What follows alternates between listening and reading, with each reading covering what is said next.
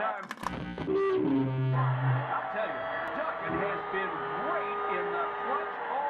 It's anybody's game at this point.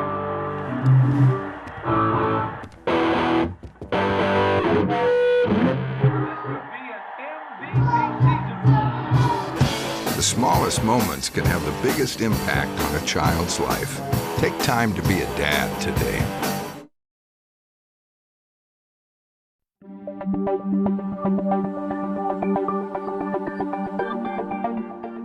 In Fairfield County, something new comes across my desk every day. Crimes are committed, cases are solved, and a community is made safe by the hardworking employees of the Fairfield County Sheriff's Office.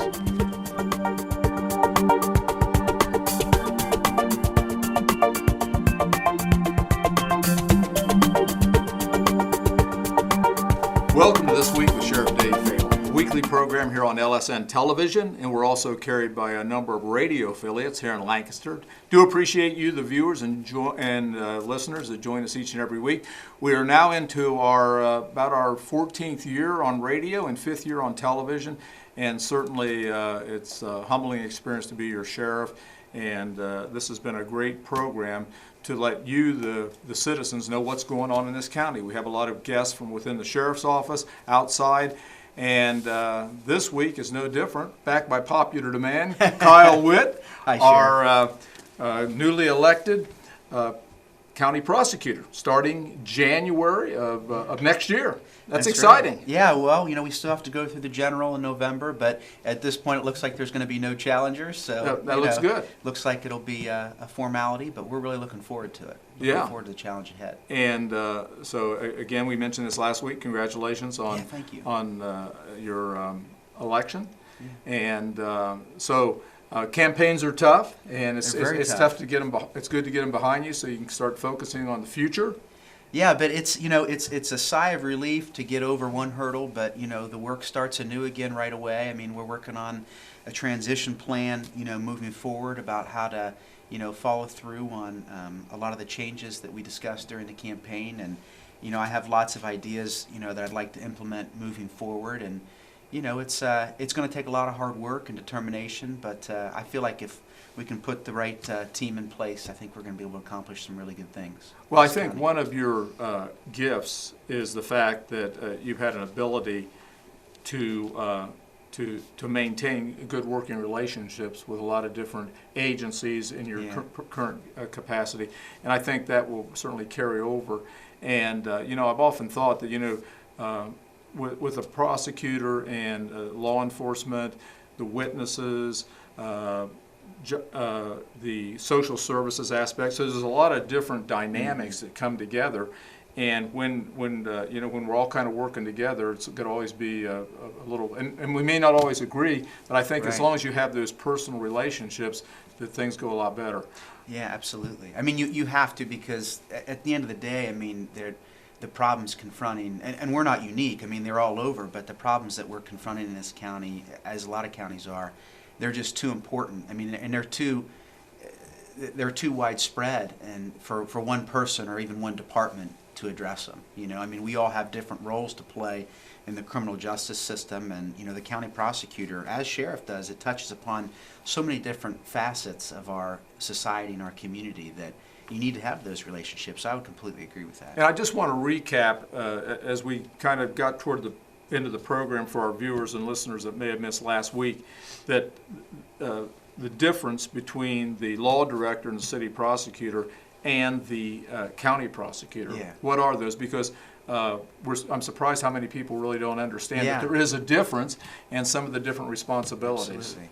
Yeah, so the county prosecutor, it's really what's written in the statute. In the Ohio Revised Code, they give different prosecutors' offices different jurisdictions. So we really have two in this county.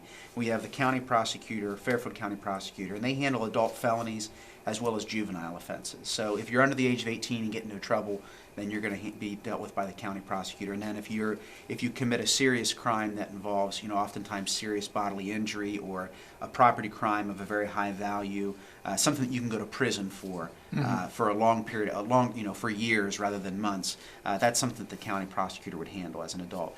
And then the city prosecutor's office handles more lower level offenses, but as far as penalty wise, but we handle adult misdemeanor offenses, things you can go to jail for, but not prison for. But it's also, some people might find it interesting though that the city prosecutor, we actually handle a considerably higher volume than the county prosecutor's office. Yeah, I'm surprised how many cases do run through there. They're in the thousands. I mean, we Yeah. have several thousand criminal cases, and over 10,000 traffic cases. A lot of those Wow. are lower level, but we do prosecute a very high volume. And most people who have an encounter with the justice system have it with the city prosecutor's office in municipal court. You might call that the people's court. Right. I mean, you have. But that's where most people start, and we have most of our crime activity does funnel through the municipal court. But On the impaired drivers, yeah, do you see a lot of repeat offenders? People that have been through, they've been We arrested do. for drunk driving, maybe they're impaired through drugs and they come through and here they are again. And we see a lot of both. I mean, we see a lot of first-time offenders. We see a lot of, but we do see an alarming number of repeat offenders, though, too. I mean, it's sometimes it's shocking, and I use the word alarming, but it's, how many people who you see that have 5, 6, 7, 9, Yes. 10 Right. of these types of offenses, and it really is just a disregard for public safety. And that is, of course, that's, my background. I've been dealing with those types of cases for 10 years, but it really is a serious problem because it can result in so much injury and loss of life. You see that, through impaired driving. Yeah. People don't, people look at a gun and they see that there's an obvious element of fatality associated with that. It's designed to inflict harm. But people oftentimes look at a car and they don't see the same thing, but it's got an equally dangerous element. If it's not used properly, it's equally as dangerous out there. So, And I often, and just a sideline to that, I often tell young drivers, and this program is actually produced at Fairfield Christian Academy, so we have the students here. Many times it's not when you first get your driver's license. It's once you've driven for 6 months, a year, because now you're more self-confident, Yeah. you're not quite as careful as you should be. Mm-hmm. And many times what I've seen over my career is it's after they've been driving for a year or so that we see those serious accidents or so those kind of problems. So coming up, January, you mentioned last week and a little bit this week some of your thoughts about your goals for the county prosecutor's office. Can you share some of those? What some of your thoughts are as far as moving forward? yeah, well, I think probably the most important thing is to really restore, following up on the relationships that we were talking about. I think that right now there's a lot of agencies that feel like they don't have a good level of communication and cooperation with the county prosecutor's office, and we really need that. That's critical. Law enforcement being first among those, because they're obviously our strongest partner in terms of accomplishing our mission to seek justice within the community. But whether it's other elected officials or other departments or just people in the community, crime victims, we really need to bring some common sense reforms and really make the prosecutor's office accessible, so that people feel like their voice is being heard. If they are a crime victim, if they are another governmental or public servant, that they can call, they can get the answers that they need, because lawyers generally we're lawyers and we're counselors. Right. So that's really we really don't. That's our primary function, is to advise and to provide direction and guidance for the agencies that we serve. So they need to be able to have that access. I think we need to, step up and be a little bit more fair but aggressive in our prosecution efforts too. I think our case numbers and filings, when you compare them to other counties of comparable size and demographics, are a little bit lower than what they should be. And so we need to have timely and fair but aggressive prosecution. And So those would be first on the list. yeah. And you have a little bit of time here because we have a few months ahead. Yeah, we do. Yeah. So you can kind of get ready for that. And the other thing I wanted to just if you think about some of the cases that you've handled over the years, are there some that's kind of memorable to you, or something that kind of comes to mind? Yeah, might be interesting to talk about. Yeah, probably I think the ones that are always strongest for me are the ones where you've had where the victim-related cases. Those are the ones that are most noteworthy because, we prosecute a lot of cases where you have, I don't want to say that they're a faceless crime. I mean, but for instance, an OVI, unless someone was injured in an accident, it's just a crime against society. Very important. But it's those ones where you actually deal with a victim, and where where maybe you take that case to trial, and where you achieve a conviction and get that result for them, and you can see the thankfulness and appreciation from them. So we've had, there was a crime involving a sex offense where there was a minor, a 16-year-old boy that was it was a sexual imposition case, and it was someone who was in, I would say, like an advisory or a position of authority with that child, and so that was we got a conviction there, and that was not an easy case to win, because we had a young man who was obviously not a refined or a sophisticated witness that had to testify in that case, and I worked with that family, and that was very rewarding for me. And a number of the domestic violence cases, those present I've tried a number of those types of cases, and it's difficult because there's a lot of dynamics involved, and actually a lot of times you don't even have a cooperative victim. Because, right, they don't want to testify. Yeah, they don't want to testify because they're conflicted, because they have this person who this partner, and that they've grown to love, and they've grown to, I don't know, not respect is the right word, but they've grown to love, and they have this relationship, and this dependency on that person. Right. But yet that a person is abusive towards them, and so working with them, those can be rewarding.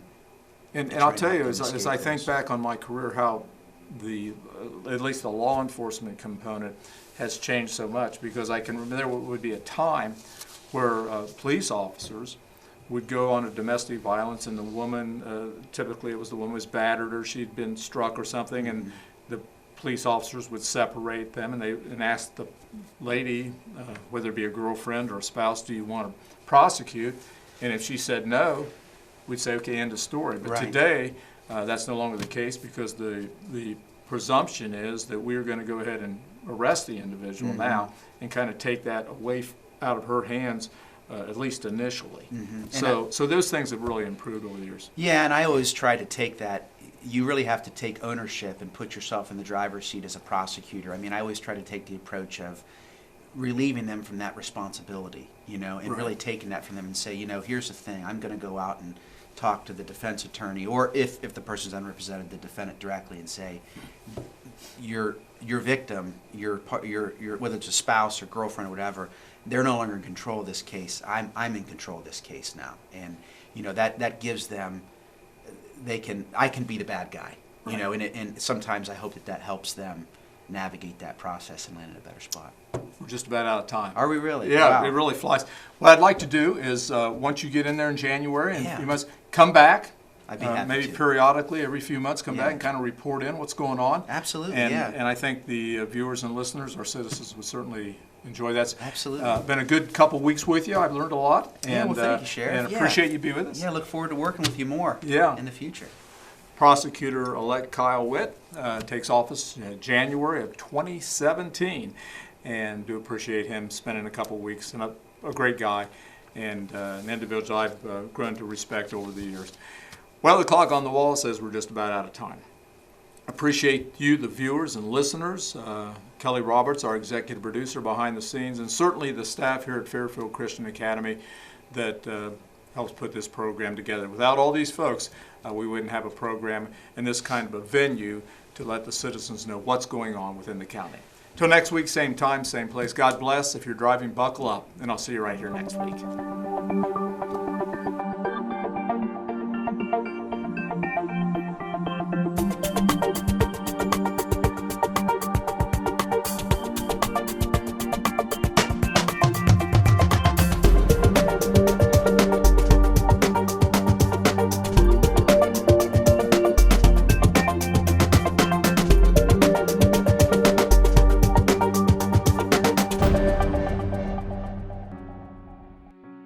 These waters were woven into the culture of Native American tribes.